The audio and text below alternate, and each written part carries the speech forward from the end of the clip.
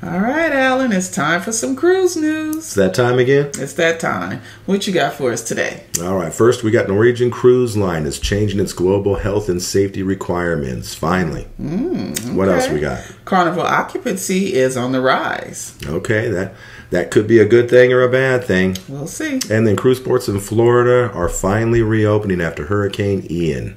All right. Cruise news? Let's go.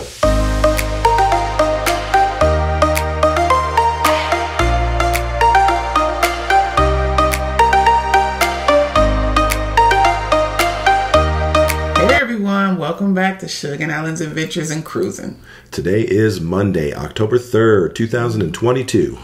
All right, guys, let's go. Cruise story number 1. So, cruise story number 1, we got Norwegian Cruise Line dropping COVID-19 testing, masking, and vaccination requirements as of October 4th. So, finally, NCL is getting back to normal pre-COVID. Finally. Yeah. Everybody, we've been waiting for this, for so long to hear it, Yeah. Even though I'm a little one-sided, it's kind of like I still want to wear a mask at my discretion. She does. She wants to wear a mask. So if you guys see me with a mask on, but at least it's at our discretion, the cruisers, and it's not mandatory. Right. So that's always good when it's not mandatory. Yeah. If you see her wearing her mask and you ask her why, it's to keep her face warm. Yeah, it gets cold on cruise ships. It gets cold on cruise ships. So yeah, I'm sure with them doing that, everyone else is going to fall in line as well.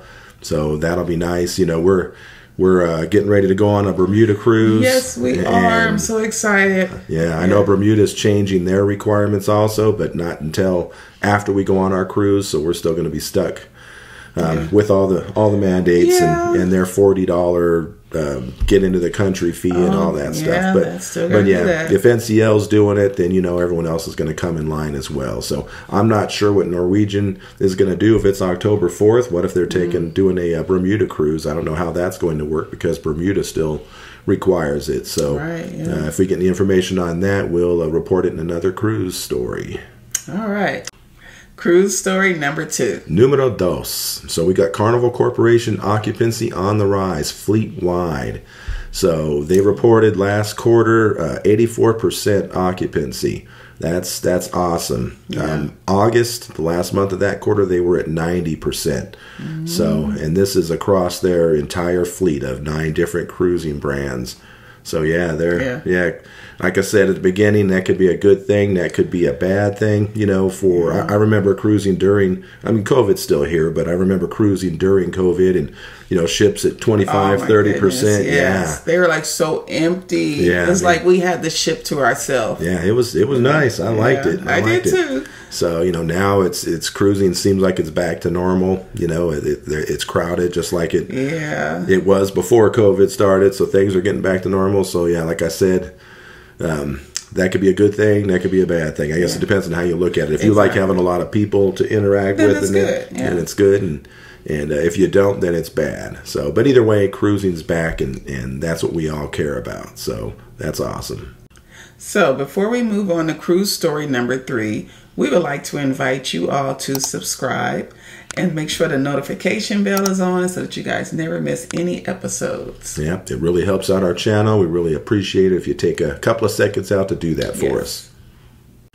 Cruise story number 3. Numero tres. So cruise ports in Florida reopen after Hurricane Ian. Good. We got Jacksport, Jacksonville, Port Tampa Bay, and Port Canaveral all opened up on October 1st. And then we got Port Everglades, Fort Lauderdale, and Port Miami. Those both opened up on Friday, September 30th.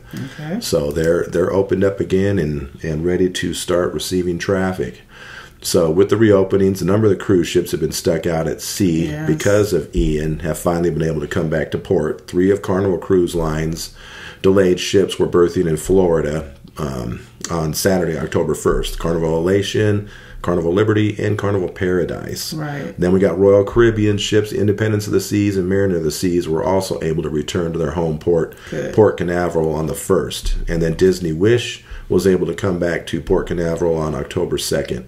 All right, that's good. Good news. Glad to hear that. So those ports are back up. Cruising's going in and out again. I don't know if I feel sorry for those ships that were stuck at sea. I mean, that's more free cruising days, but but it can kind of be both ways. I'm sure some people on the ship needed to get back home. Right, people paying for parking for their cars or have flights. Air flights, yeah. So I guess if you live locally and your boss doesn't care if you take a couple extra days off, then it'd be good. Extend your vacation. But I'm sure that that would impact a lot of people in a lot of different ways. So hopefully they were all able to get back to wherever they drove or flew from and get back to their life as normal without any negative repercussions. Yep. Right. So that's it for cruise news for today. Yes, it is. Once again, thanks for sticking around until the end if you're still here. And we appreciate you, and we'll see you on the next one. Bye. Bye. Peace.